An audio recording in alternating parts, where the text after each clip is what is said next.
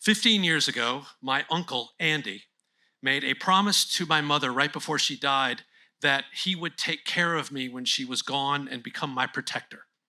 And he has always lived up to that. And every time we would talk on the phone, he would always end our conversations the same way, which was, let me know if you need anything. And I loved it. And I felt so safe because of that. In April of 2021, after a very difficult COVID quarantine, both mentally and emotionally for myself, I had what we're going to call right now a mental breakdown. It was bad. It was too big to ignore. And it was one of those where it was so big that I actually had to admit it to myself and others that I needed to get some help.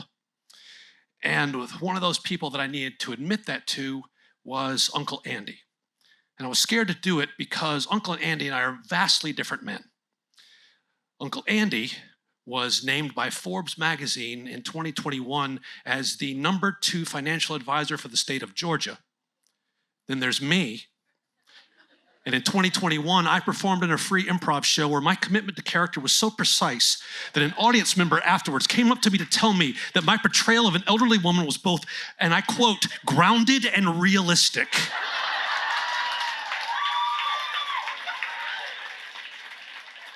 And that made me feel so good. I fed on that for days. And when I thought about how good it made me feel, it would bring a tear to my eye. Which is the main difference between Uncle Andy and myself, is how we process emotions. I will sit in it all day. I'll write an inspiring monologue about it, but he handles it much differently, where he will experience the unfortunate necessary emotion, and then he is done with it. And it is time to compartmentalize it and move on to the next thing. So when I call him and I tell him that things had gotten dark for me in my head and I didn't know what was going on, he reacted exactly the way you hope someone who is your protector would react. And he said, what can I do to help? And I said, I don't know, but I need to do something. So at that point, I was turning 50 years old, and because that's a symbolic age, we made the decision that we were going to look at it and work at it from the inside out. So for my 50th birthday, he got me a SPECT brain scan, a single photon emission computed tomography brain scan. At which point, through this high-tech procedure, we were able to tell exactly what was going on in my brain, that I was having, I had depression, anxiety, ADHD, which explained a lot of things in my life, and also PTSD. I also had a number of neurotransmitters that were not actually activated. I did not have dopamine. I had low serotonin, and I had low norepinephrine, or every time I see it on the page, norepinephrine. So from that point forward, I started going through a bunch of different groups and different ways to work through this and work through the problem now that I knew what I had to deal with. And all through that process, Uncle Andy would call me and ask to make sure I was doing okay. And he'd always end the conversation with, let me know if you need anything. So as I was starting to go through this program, all these programs, about a year, but early on through it, Uncle Andy called me and he gave me some vulnerability when he told me, every morning, Uncle Andy takes a walk about 5 a.m. to clear his head before his chaotic day. And he said that morning on his walk, he apologized to my mother. And I said, what do you mean? And he goes, because I let her down. I said, what do you mean? He goes, because I should have seen this coming. I should have looked out for you more. I should have known what was happening and helped you before it. And I said, no, that is not the case, but he was inconsolable. And he truly believed that he had let her down. And it made me so sad to know that that's how he felt about it.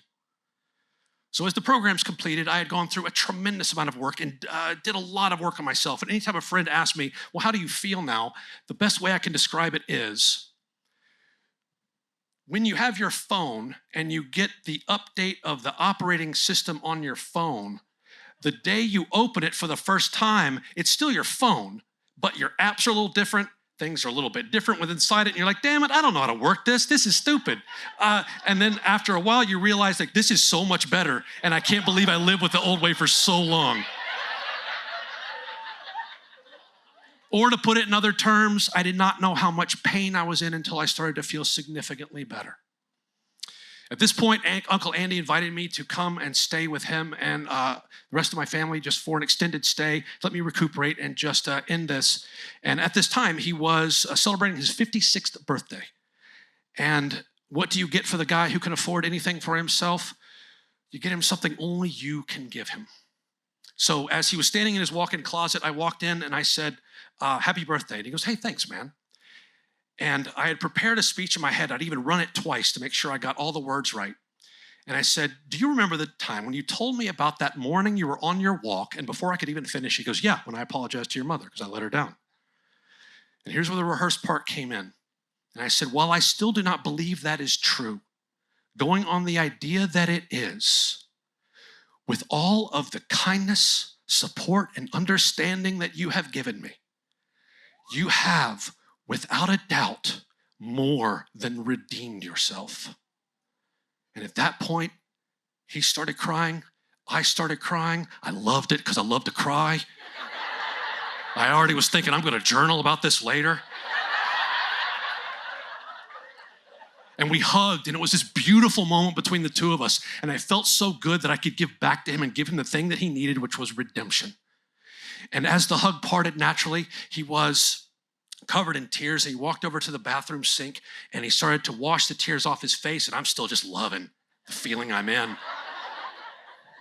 And then he looked up at me, and he goes, hey, Kevin, you know these nice moments that we share? And I said, yeah. And suddenly it was over. And he said, can we limit these, please?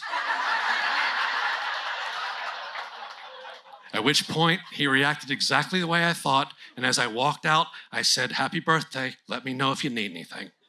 Thank you very much.